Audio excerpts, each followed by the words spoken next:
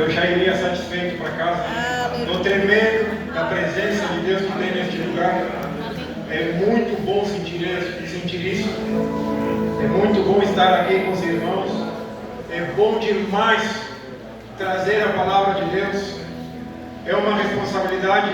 Tremo, a parte de tremer em respeito à palavra, tremo de vergonha, porque eu sou muito tímido.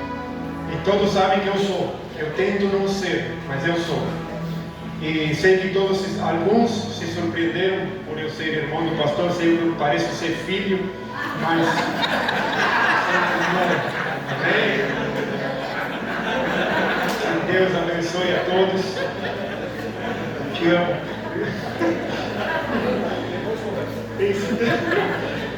Foi muito bom ter as oportunidades aqui, acredito que não vou ter mais. Deus, Ele é maravilhoso. E eu gostaria de perguntar para vocês, quantos já ouviram falar do reino tão distante? Quantos já ouviram falar desse reino? Conhecem meu reino do Shrek? Não é? Hoje eu vou trazer sobre um reino para vocês.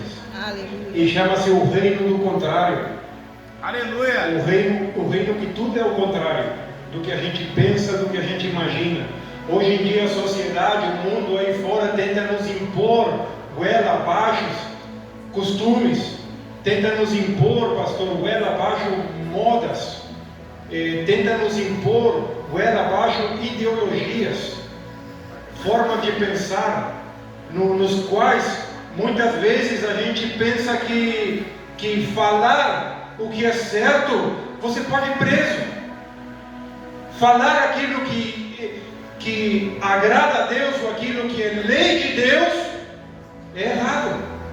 Estamos vivendo um tempo assim, na qual a igreja não pode se calar, na qual você não pode negociar nem um pouco, nem um passo para a direita, nem para a esquerda, muito menos para trás, os seus valores. Aquilo que você acredita que é certo, porque Deus colocou no teu coração. Aquilo que a palavra diz que é certo, aquilo é o que eu vou fazer, aquilo que eu vou dizer. Nem um passo à direita, nem mais ou menos é aquilo que Deus estabeleceu. E Ele nos ama tanto, mas tanto, que Ele estabelece essas leis e essas normas para nós vivermos. E muitas vezes as pessoas olham aí fora e falam: meu Deus, que gente oprimida essa. Mas não, quanto mais Deus nos oprime, mais abençoados somos. Quanto mais nós cedemos a essa opressão do nosso Pai maravilhoso, mais abençoados somos. Entenda uma coisa, o que eu vou trazer hoje, vou falar aqui, pastor, é loucura. É loucura, tá? Mas olha para o irmão que está do seu lado e diga para ele: mas é poder de Deus para aqueles que acreditam, para aqueles que têm fé, é poder de Deus. Amém? Eu gosto muito de assistir vídeos. Às vezes perco mais tempo do que eu gostaria, porque tem uma coisa leva a outra, e eu começo a analisar e ver. E outro dia me chegou um vídeo ali no Instagram que falava que bem estruturado, bem bonito, bem apresentado, que dizia que nós não devemos mais ler que nós não devemos mais ler o Antigo Testamento, que nós devemos nos guiar pelo Novo Testamento. E a forma com que foi apresentado, pastor, a forma com que foi lido, engana muitas pessoas. E é um perigo isso. É um perigo, porque há tanta riqueza, tanto ensinamento que eu acho no Antigo Testamento, que eu coloco em prática na minha vida e funciona, que eu fico com temor por essas pessoas e eu oro por essas pessoas, porque que elas não caiam nessa cilada. Entenda uma coisa, e vou quebrar um tabu aqui dizendo que todo mundo diz que internet é do diabo. Nada. Entenda uma coisa de uma vez por todas: o diabo ele é tão incapaz que ele não é capaz de criar nada. Ele não é criativo. Ele usa o que já foi criado por Deus. E aí a gente entrega de bandeja para ele. Use a internet para expandir a palavra, para falar coisas certas, para mostrar para o mundo Jesus. Use fazendo coisa certa. Principalmente jovens, adolescentes, pelo amor de Deus, cuidado com o que postam. E o Senhor me levou numa palavra linda que está no livro de Juízes. Em meio à pandemia, esse livro para mim foi fantástico, porque eu consigo desse livro tirar tesouros e chaves que me levam a fazer o que é certo na vida. Tá, muitas chaves. E nós aprendemos através desse livro que existem duas chaves essenciais. Uma delas, que devemos prestar atenção nos reis e nos nomes dos reis que estão escritos aqui. Podemos aprender muito com eles, porque eles muitas vezes hoje representam potestades que nos oprimem no nosso dia a dia. Por exemplo, existe aquele rei que, se não me engano, foi o primeiro, esqueci o nome agora, aquele que arrancava os polegares de todos os crianças e possíveis guerreiros, arrancava os polegares deles. Por quê? Porque sem os polegares ninguém é capaz de segurar uma espada, então não deixa de ser ameaça para eles. Então eram pessoas más. Eu gostaria de falar de uma história que eu acho linda aqui, que está no capítulo 3, no versículo 12. Eu vou começar a ler o versículo 12.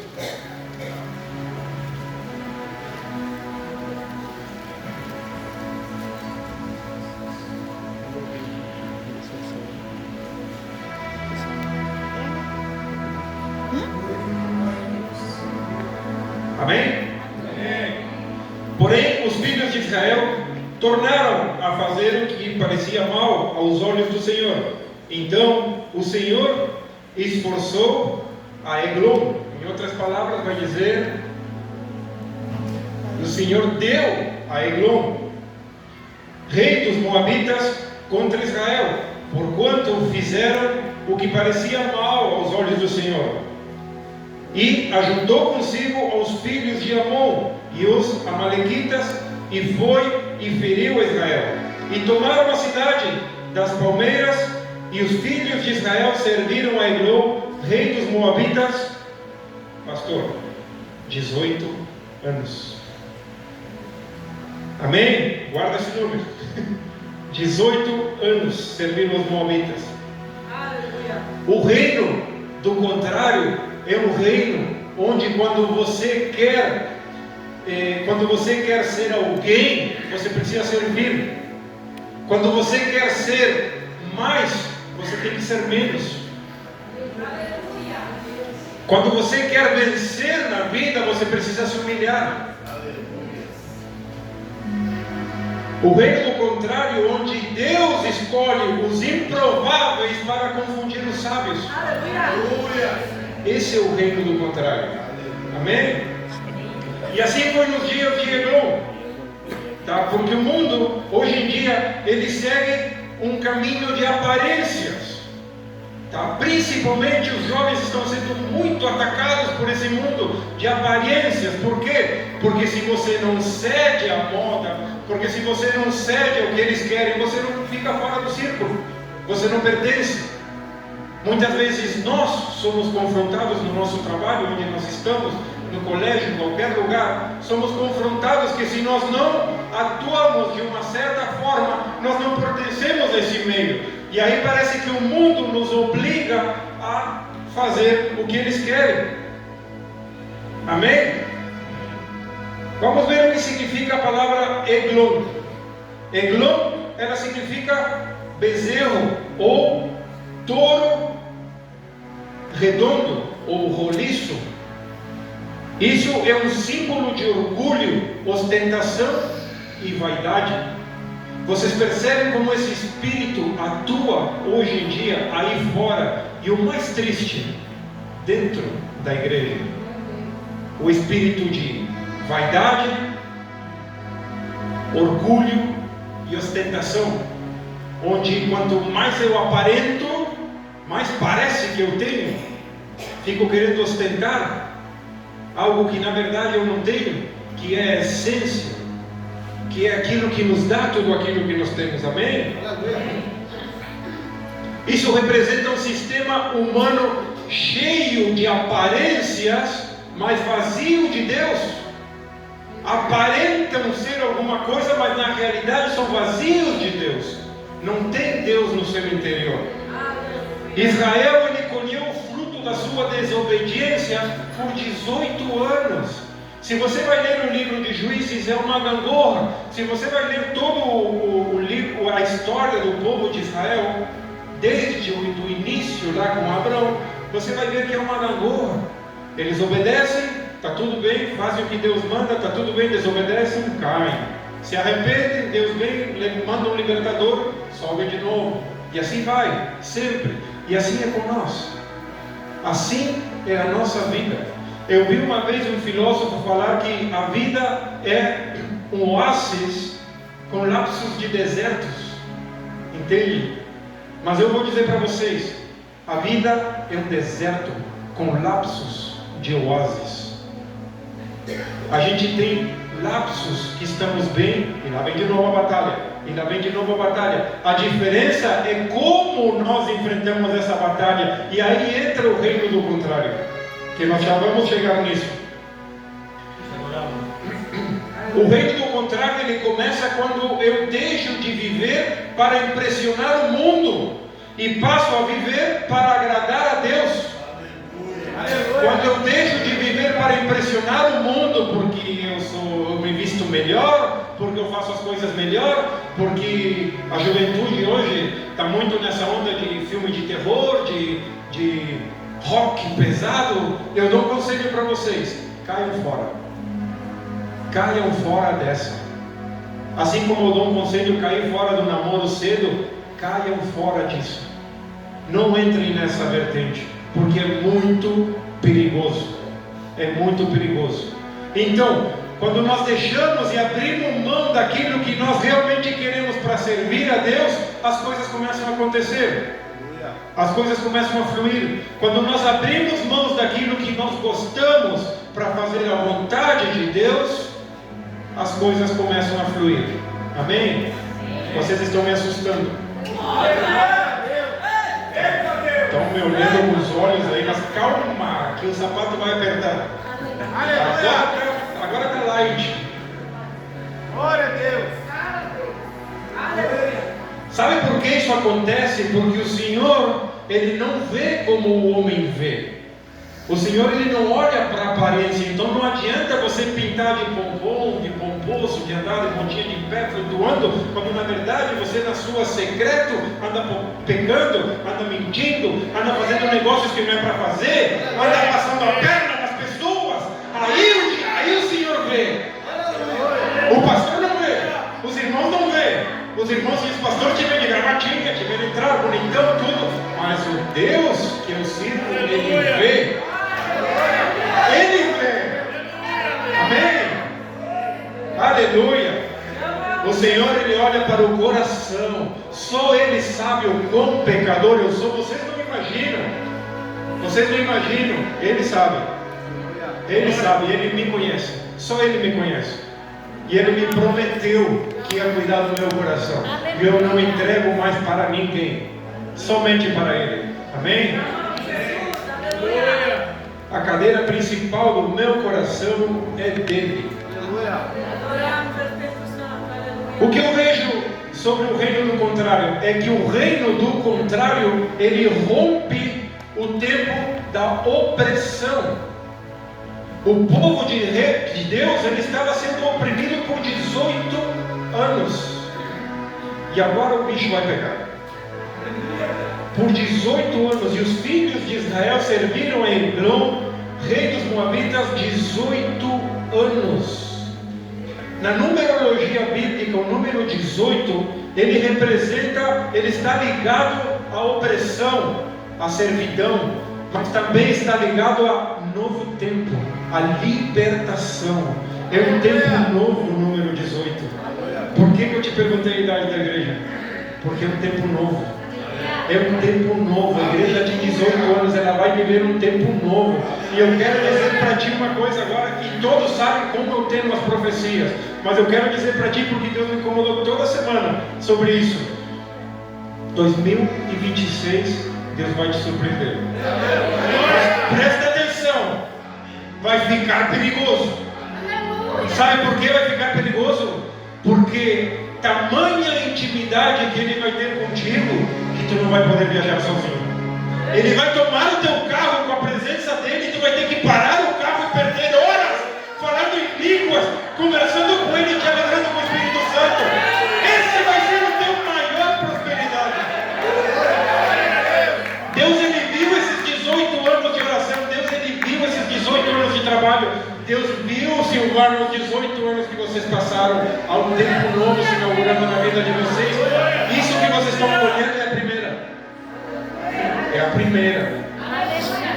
É a primeira. Aleluia! Começa a ver alguém para andar contigo, porque vai ficar perigoso.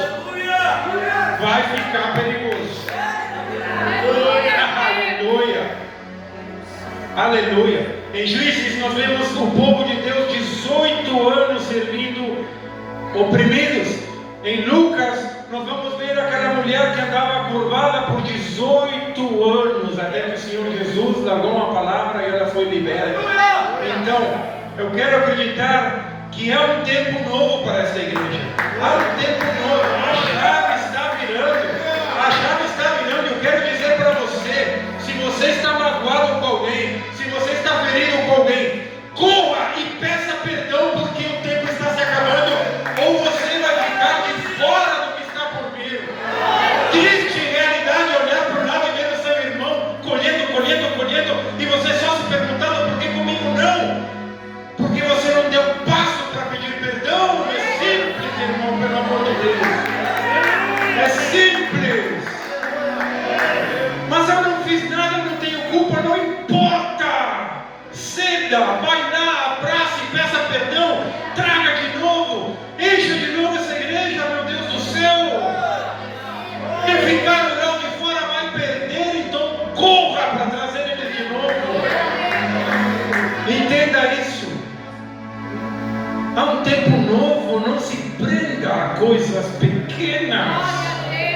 Olha para o que nos foi perdoado.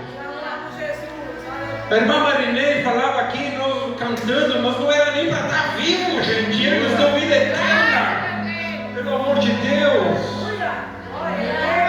Aleluia. Aleluia. O que aconteceu aqui, pastor, nesta história? O Senhor levantou um homem canhoto. O nome dele é Eude. Por que fazia essa ênfase? Porque naquela época, ser canhoto, tu estava excluído.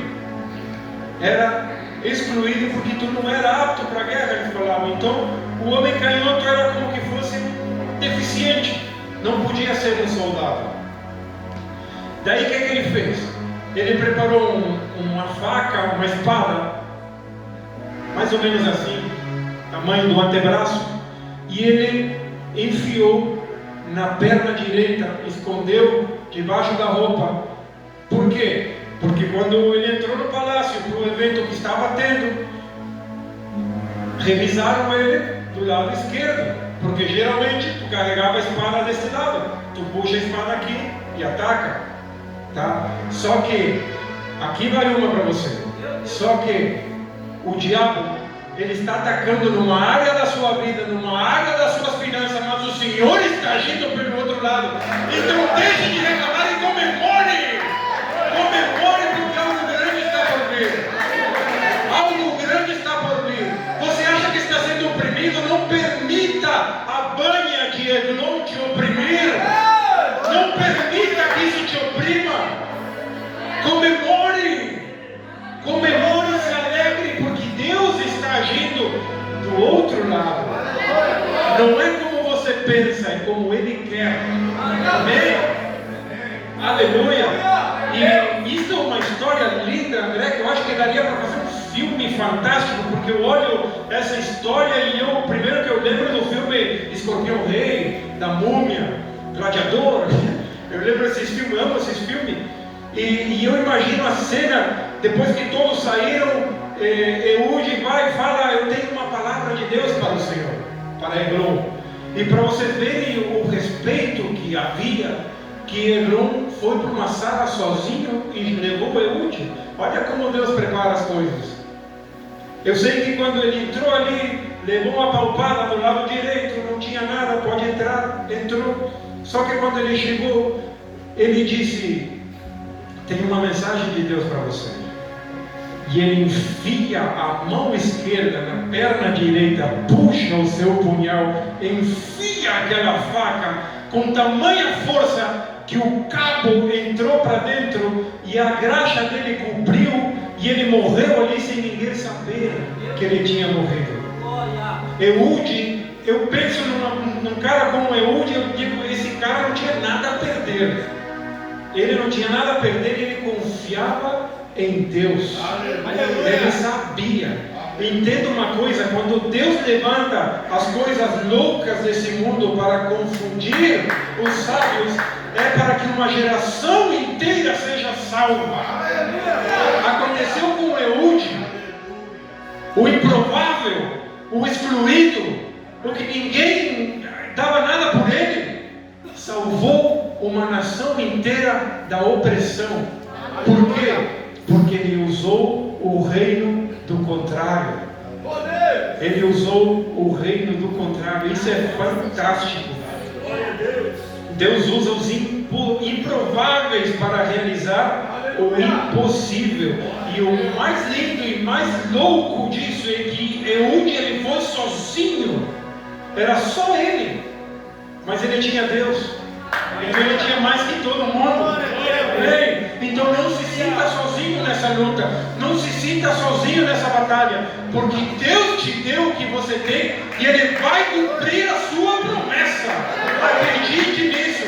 Agarre com as duas mãos. Entenda uma coisa: eu no momento mais difícil, como eu comentei aqui na hora da pandemia, onde todo mundo fechava, empresas fechavam, nós tínhamos uma barbearia qualquer e fechamos naquela situação muito difícil, empresas fechando, todo mundo passando necessidade. Foi o ano que eu mais prosperei. Foi o ano em que Deus fez milagres tremendos na minha vida. 2020, quando ninguém prosperava, quando tinha crise no mundo inteiro. Sabe por quê? Porque o meu reino, do contrário, ele não está sujeito a governo nacional, governo estadual, governo governamental. Ele está sujeito somente a Deus. E quando Ele decide, Ele faz. Ele faz. Mas entenda uma coisa: é preciso estar alinhado com Ele. É preciso estar alinhado com Ele. E eu já vou chegar, eu falei, o sapato ia apertar. Vai dando glória aí, porque é bom, aleluia. Deus, Ele sempre pega as coisas loucas. Ele usa um pobre para alimentar uma multidão.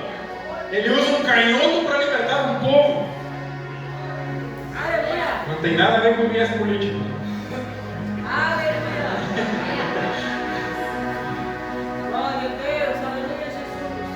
No reino de Deus não importa a aparência. O que importa é a disposição do coração. Se você está disposto a ser usado, se você está disposto a abrir mão dos mimimis e daquilo que você quer por algo maior, daquilo que você almeja por algo que Ele tem maior para você. Se você está disposto para isso. E quem se dispõe a ser usado, mesmo sendo simples, verá o reino de Deus na sua vida. Mas não pense que o reino de Deus é como você imagina. Não, é o contrário. É ao contrário do que você imagina. O povo de Deus, ele estava esperando um libertador com uma espada no cavalo branco para matar todos os romanos e libertar o povo e eles serem felizes. Quem veio? Paz e amor. veio Jesus, trazendo um reino do contrário, trazendo um reino que disse: alguém te bate na face, dá outra, para que ele bata. Seja humilde. Esse é o nosso Senhor. Glória a Deus.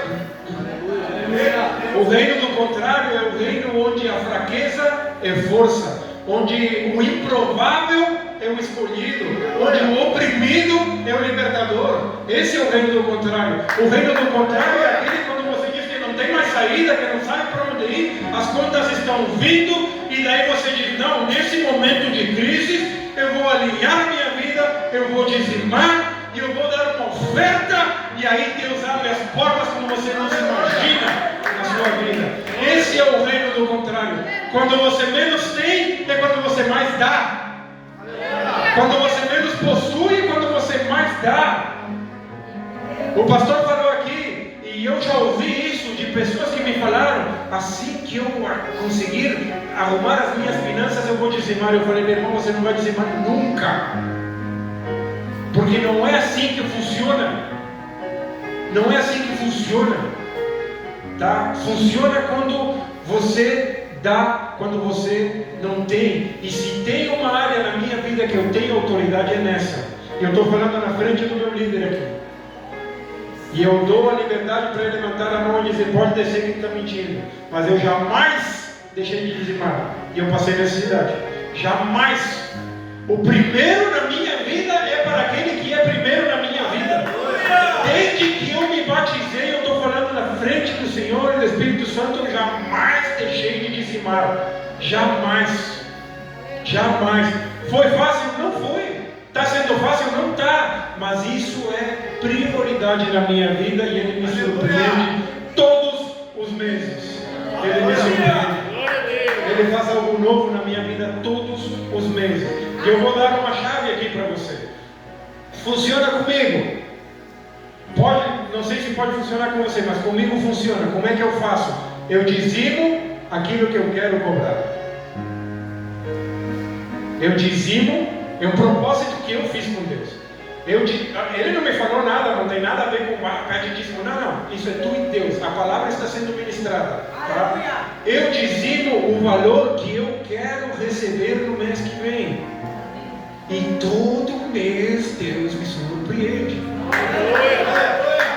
Eu cheguei aqui, meus irmãos, eu compartilhava, tu me levava pão em casa. Eu não tinha pão, ele me levava pão em casa. Eu ficava com vergonha. E hoje Deus me ajuda para poder dar pão para outros. É assim que funciona. Se nós somos fiéis um pouco, Ele nos coloca sobre muito, sempre. Agora, se você retém, Deus retém. E não adianta ofertar e dizimar para aparecer. Não, isso é você e Deus. Ninguém vai dar olhando tua conta bancária para ver. Não, é você e Deus. E Ele sabe se você está fazendo certo. Só Ele sabe. E não é o que sobra, é o primeiro. Se você pega o teu salário e paga as contas, o primeiro é as tuas contas. Agora você pega o teu salário, aparta o dízimo, aparta a tua oferta. Deus é o primeiro na tua vida. Mas irmão Miguel, meu salário está muito justo. Você faz a prova e o Senhor vai abrir as janelas dos céus. Faz a prova disso. Amém? Essa é uma chave do contrário. Aleluia. Deus é bom demais. Eu tenho 3 chaves para compartilhar com você antes de finalizar. Já estou finalizando. A primeira chave é não amaldiçoar com palavras. Não amaldiçoe. E aqui eu não estou falando de positivismo, de força da mente, de pensar positivo. Não, estou falando de fé. Aleluia. Que é o combustível que me move, e é o combustível que precisa nos mover a nossa fé. Esse é o combustível. Tá? Não amaldiçoe seu filho quando ele não passa na prova e tu dá um tapa na nuca e diz: ô guri burro. Não fale isso para ele. Fale para ele: você é muito inteligente, você vai conseguir. Largue palavras de bênção sobre a sua família. Não fale mal do seu irmão, por mais que seu irmão mereça uns belos cascudos, você se encerra no quarto, ora a Deus e diz: Senhor, me enche de amor por ele.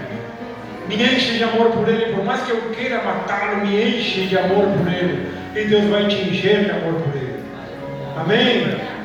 Estamos falando aqui para crentes humanos. Somos todos humanos. Tá? Nós temos sentimentos à flor da pele.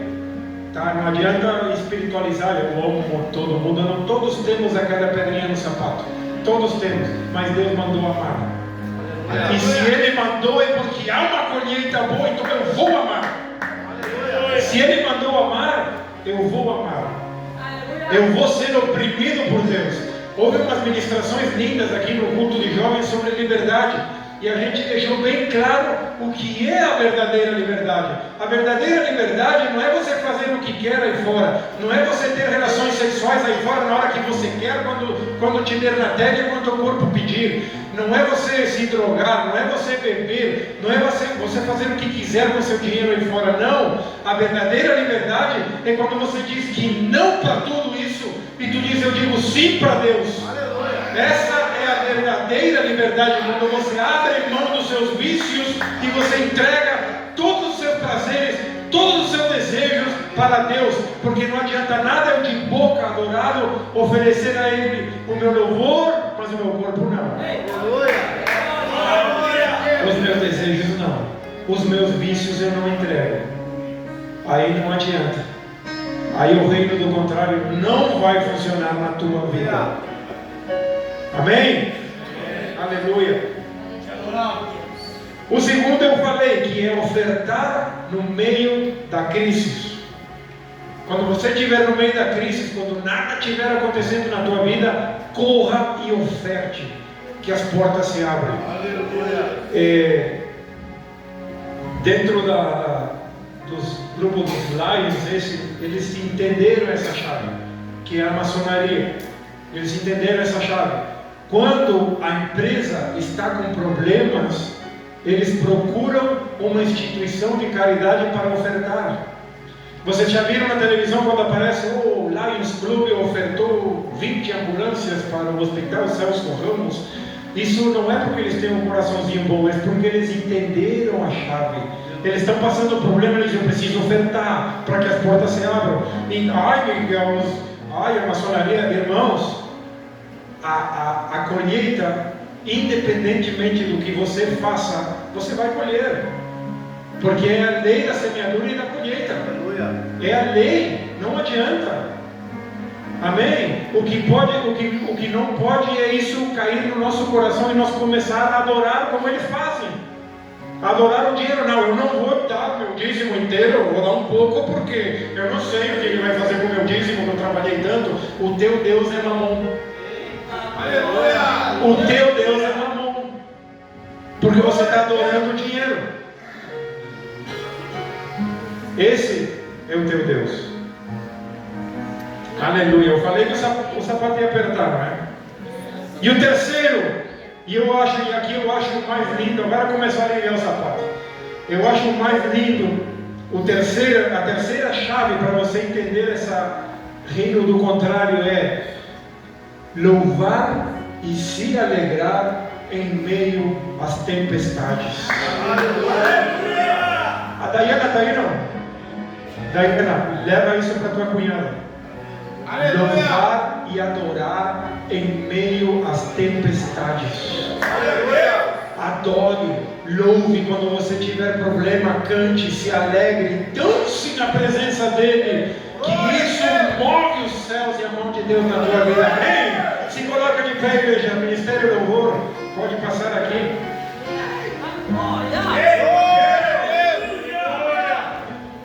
Louve e se alegre quando você está doente. Irmão Miguel, você não sabe a minha dor. Eu não sei, mas eu conheço o Deus que pode mudar essa situação. E Ele só vai mudar se você se alegrar, se você for feliz, se você entender que somente Ele pode mudar essa situação. Talvez você esteja vivendo um tempo assim como o povo de Deus viveu esses 18 anos de opressão, vícios, pecados, dor, ou medo, às vezes, de empreender, de ir. Às vezes o mundo olha aí fora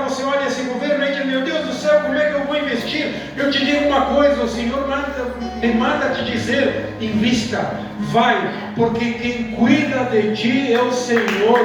Não olhe para o governo, não olhe para ninguém, olhe somente para Ele, olhe somente para Ele. Vai, marche, ande, no meio da pandemia, não fechem as igrejas, meu Deus do céu, fechem as igrejas, ninguém pode ter, a polícia anda na rua multando e prendendo. Pergunte para mim como nos foi a nós no meio da pandemia, muitos aqui viveram isso. No meio da pandemia a gente teve que fazer uma galeria. Aleluia. No meio da pandemia a gente teve que comprar mais cadeiras. No meio da pandemia a polícia passava devagarinho aí fora olhando e não chegavam e tinha gente saindo pela porta. Aleluia. Não tinha espaço. Reino do contrário. Reino do contrário. Foi maravilhoso o que a gente viveu naquela época. Meu Deus do céu, quando ninguém podia sair na rua, o pastor chamou um grupo de obreiros. Vamos orar na frente da UPA. E eu tenho certeza, porque eu vivi isso e eu vi, que a partir do momento que esse grupo de valentes se levantou, foi dito por um guarda lá na UPA, a partir do momento que esse grupo de valentes se levantou e às 5 da manhã estavam orando lá para que a pandemia retrocedesse, a curva começou a cair. A curva começou a cair. Os leitos começaram a ficar vazios. Eu tenho certeza, sabe por quê? E aqui vai a palavra para a igreja agora. Agora você se prepare. Sabe por quê? Porque quando Deus levantou como era o nome dele? Eude. Quando Deus levantou Eude, ele é da tribo de Benjamim. E a tribo de Benjamim, conhecida como os benjamitas, eles eram conhecidos como o lobo que despedaça a presa e reparte os despojos com seus irmãos. Você não entendeu? Esta igreja está cheia de benjamitas. Por quê? Porque eles vão sair para fora, despedaçar a presa. Mas o melhor de tudo, sabe o quê? Que o benjamita, quando ele despedaça a presa, quando ele casa, quando ele conquista, ele reparte